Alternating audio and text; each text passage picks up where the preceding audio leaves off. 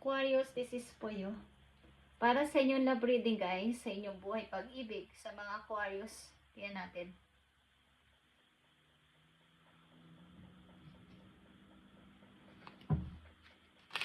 Aquarius, message sa iyo ng yung person. Tingnan natin ang message sa inyo ng yung person guys.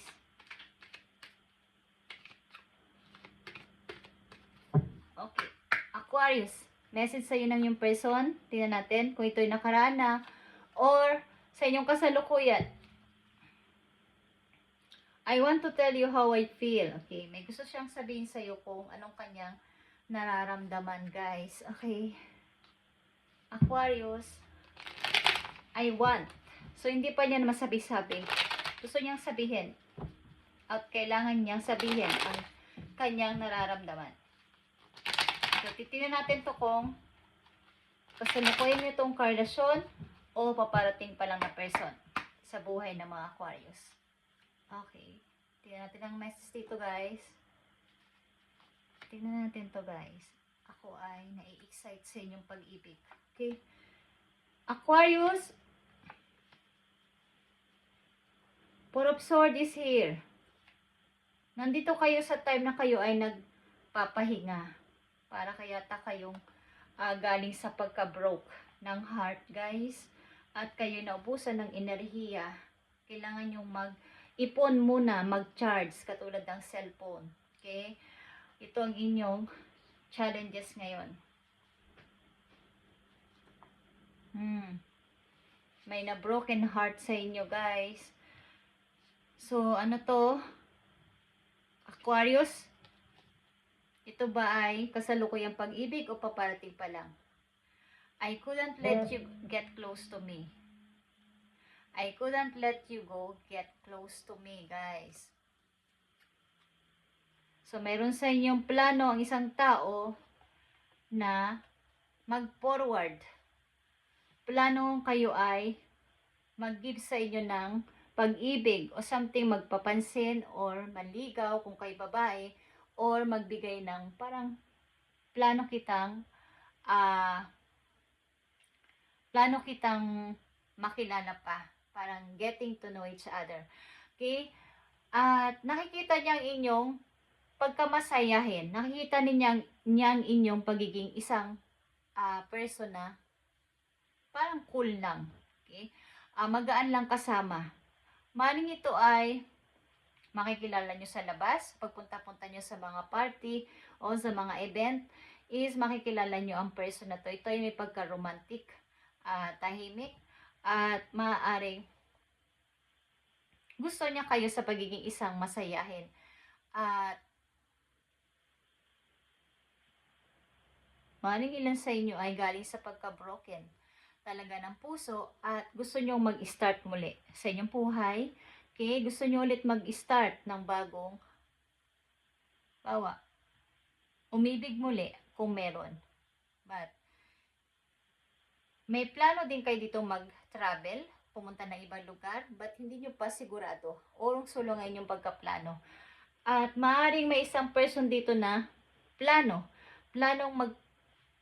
magpakita sa inyo ng pag-ibig. Okay? Aquarius. So, hindi pa to maaaring, kumbaga, plano pa lang niya. Natatakot siya sa inyo na lumapit. Kaya, I want to tell you how I feel. Guys. Parang, hindi kanya malapit-lapitan pa. Kasi parang, galing nga kayo sa pagka-broken ng inyong puso. So, andito yung paghihintay ng tamang timing sa person na to kung kailan siya sisimulang magsalita sa inyo, magsabi ng kanyang nararamdaman, guys. Okay.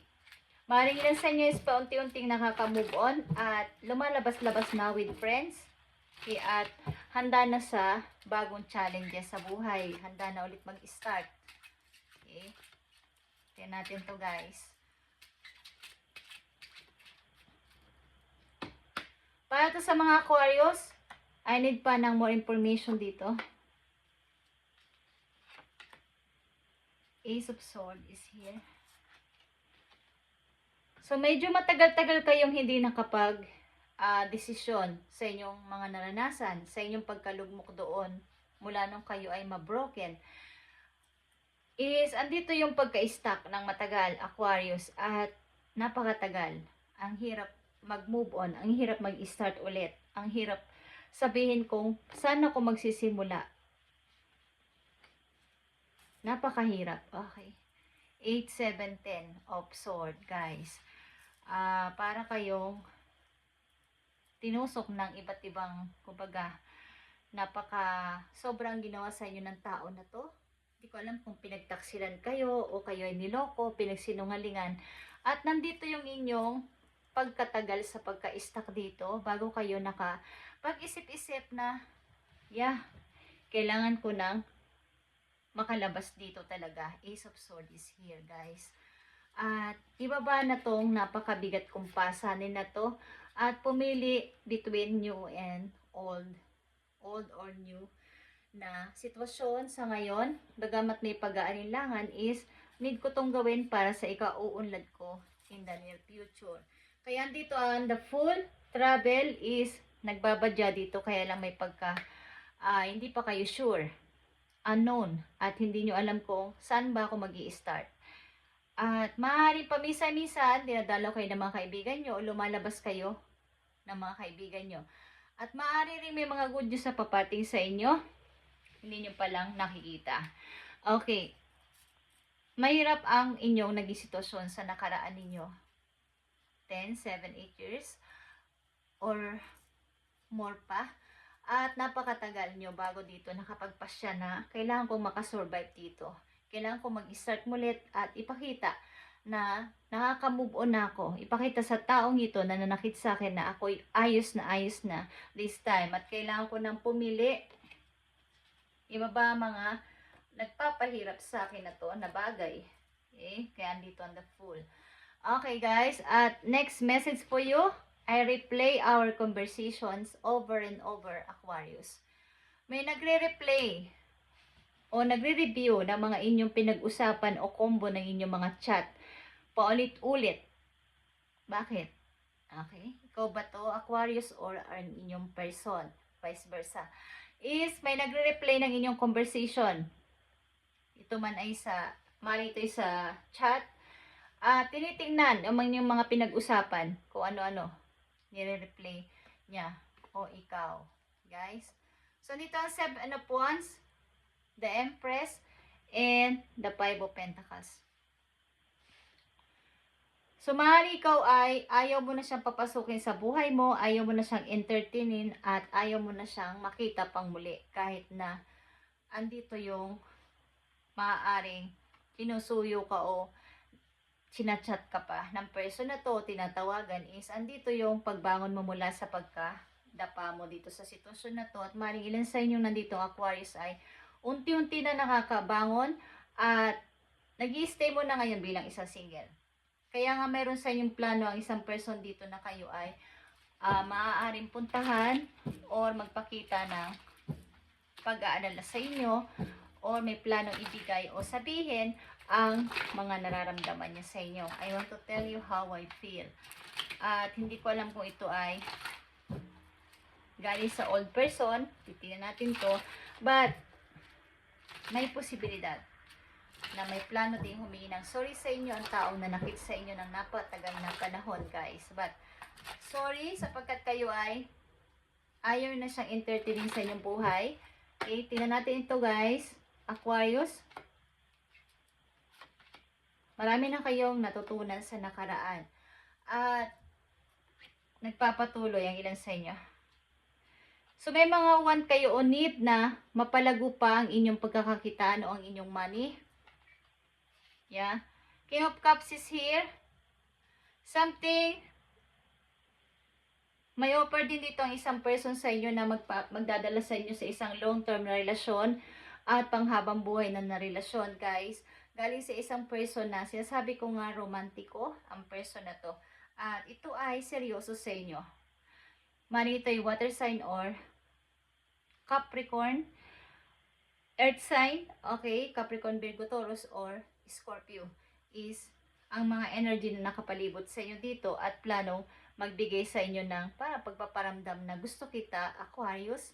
Okay? Ihango dyan sa iyong pamumuhay sa ngayon, tulungan sa iyong mga nararanasan sa ngayon, at huwag mong pilitin na ikaw ay mag-isang gumagawa nito. Okay, at maaari ito papunta sa isang long-term na pagsasama.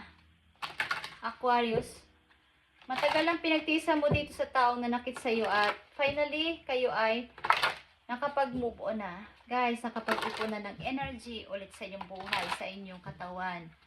But may tao dito na nagre-replay paulit-ulit na inyong conversation, guys. Galing ito sa nakaraan, maybe. Tingnan natin ang dalawang mahalagang message dito, guys. Papunta sa inyo. Future. Okay? Sa mga darating na araw pa. So, andito ang Page of Pentacles again and Eight of Wands. Guys, ito ay maaaring may magme-message talaga sa inyo ng opportunity. Maaaring ito ay online at galing sa malayong lugar. Aquarius. Maaaring galing sa isang person na humahanga sa iyo. Okay? At marami rin mga tao dito na maaaring galing sa nakaraan mo, kakilala ka ang ikaw ay dinudukdok. Okay? Pinaparatangan ka ng kung ano-ano at hindi ka pinapatahimik. Pagamat ikaw ay naka-move on na. Aquarius, huwag mo na sinampansinin. Okay? Tumingin ka na ngayon sa iyong present papunta sa future. May isang tao ditong humahanga sa iyo at bala ka tingayay mag-date. O ito ay nangyayari na sa inyo. Tingnan natin ang message sa inyo, guys. Allowing. Radical acceptance says yes to reality in any given moment. So what's needed can come next. So i-allow ninyo ang mga dumarating sa inyo na parang yung mga offer at mga taong bago na dumating sa buhay ninyo, isi-allow ninyo o tanggapin ninyo sa inyong buhay sa ngayon, sapagkat sa inyong present moment is kung ano yung inyong gusto ay talagang mangyayari na. At may mga susunod at susunod pang paparating kapag inaccept nyo ang mga offer na to na alam ninyong sa mabuti. Okay? Galing. Huwag ninyong ignorin itong mga offer na to sa inyong kasalukuyang sitwasyon, guys. At maaaring ito